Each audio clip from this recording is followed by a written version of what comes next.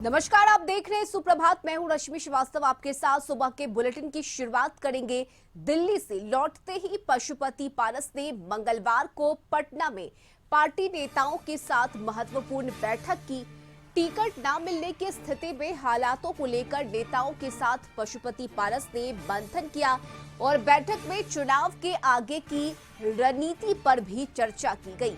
बता दें कि बिहार की 40 सीटें एनडीए ने बांट ली है, लेकिन पशुपति पारस को एक भी सीट नहीं दी गई। पशुपति पारस इससे नाराज हैं और अपने साथ धोखा होने की बात कह रहे हैं। अटकलें है कि पारस गुट महागठबंधन के संपर्क में है। लालू यादव और तेजस्वी यादव से पशुपति की मुलाकात हो सकती है। इस पर अब सभी की निगाहें टिकी है।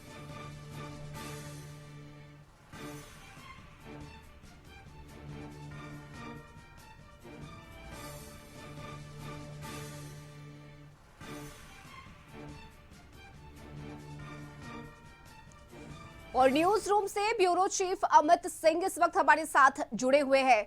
अमित, देखिए, कल ही पशुपति पारस ने केंद्रीय कैबिनेट से इस्तीफा दिया, जिसके बाद वो पटना पहुंचे, पार्टी नेताओं के साथ बैठक की। पशुपति पारस ने मंथन किया और आज के दिन को लेकर ये उम्मीद है, अटकलें लगाई जा रही है कि आज लालू यादव और तेजस्वी यादव से उनकी मुलाकात हो सकती है। क्या जानकारी इस पर? देखिए रश्मि, कल शाम में जब वो एयरपोर्ट पहुंचे, मीडिया से उन्होंने बातचीत नहीं की पशुपति कुमार पारस ने, लेकिन जब वो पार्टी दफ्तर पहुंचे तो वहां अपने पदाधिकारियों से, जो नेता हैं उनके, जो कोर कमेटी के सदस्य हैं, उनसे कई चरणों में बातचीत हुई और रात में तकरीबन 12 बजे तक नेता जमे रहे पशुपति कुमार पारस के पार्टी ऑफिस में। वहाँ बातचीत चलती रही, मंथन चलता रहा कि आखिर क्या कुछ आगे की रणनीति पे हम आगे बढ़े।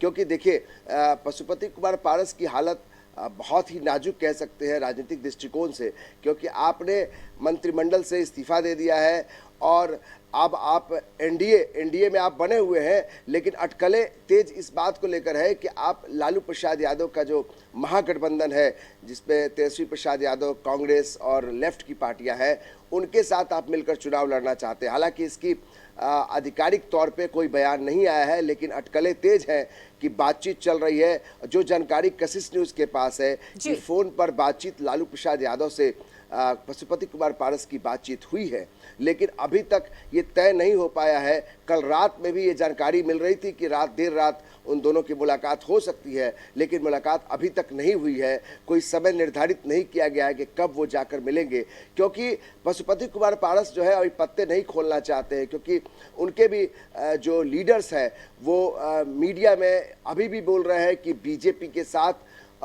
उनकी बॉन्डिंग जो है वो अभी भी बरकरार है। बीजेपी के लोगों से उनकी बातचीत चल रही है और जो जानकारी मिल रही है कि प्रधानमंत्री नरेंद्र मोदी ने अभी तक उनका इस्तीफा मंजूर नहीं किया है। तो आप सही मायनों में कह सकते हैं तो पशुपति कुमार पारस जो है, भले ही उन्होंने एक बड़ा डिसीजन ले लिया है, उन्हें मंत्रिमंडल से इस्तीफा दे दिया है, लेकिन अभी भी वो एक विंडो खोल कर रखना चाहते हैं, क्योंकि उनको पता है कि अगर महागठबंधन के साथ खुलकर मैदान में आएंगे तो उनको फायदा कम नुकसान ज़्यादा होगा। अगर आप हाजीपुर लोकसभा सीट से चुनाव मान लीजिए लड़ भी लेते हैं तो फिर चिराग पासवान के पास एक बड़ा वोट बैंक है, साथ में बीजेपी का कैडर है, नरेंद्र मोदी का चेहरा है, तो वहां पे आपको सीधी लड़ाई चिराग पासवान से नहीं बल्कि बीजेपी से लड़ना होगा।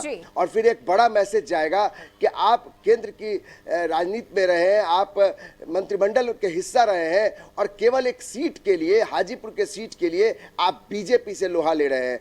तो इसलिए पशुपति कुमार पारस जो है वो खुलकर अभी नहीं आना चाहते हैं कि वो लालू प्रसाद यादव के साथ चलना चाहेंगे या फिर बीजेपी को छोड़ना चाहते हैं। वो इंतजार कर रहे हैं कि बीजेपी आला कमान क्या कुछ फैसला लेती है, और वो भी जानना चाहते हैं कि क्या लालू यादव उनके मन मुताबिक सीट देंगे, क्योंकि 3 सीटें उनको बेहद महत्वपूर्ण है। एक हाजीपुर से वो लड़ना चाहते हैं, खुद लड़ना चाहते हैं। दूसरी सीट प्रिंस राज के लिए है, जो उनके भतीजे हैं समस्तीपुर से, और तीसरी सीट नवादा से, जहां सूरज भान के भाई है चंदन सिंह, वो इन 3 सीटों के लिए वो बीजेपी से चाहते थे कि ये तीनों सीट मिले, लेकिन ये तीनों सीट जो है 2 सीटें चली गई चिराग पासवान के खाते में और 1 सीट बीजेपी ने रख ली है नवादा की सीट।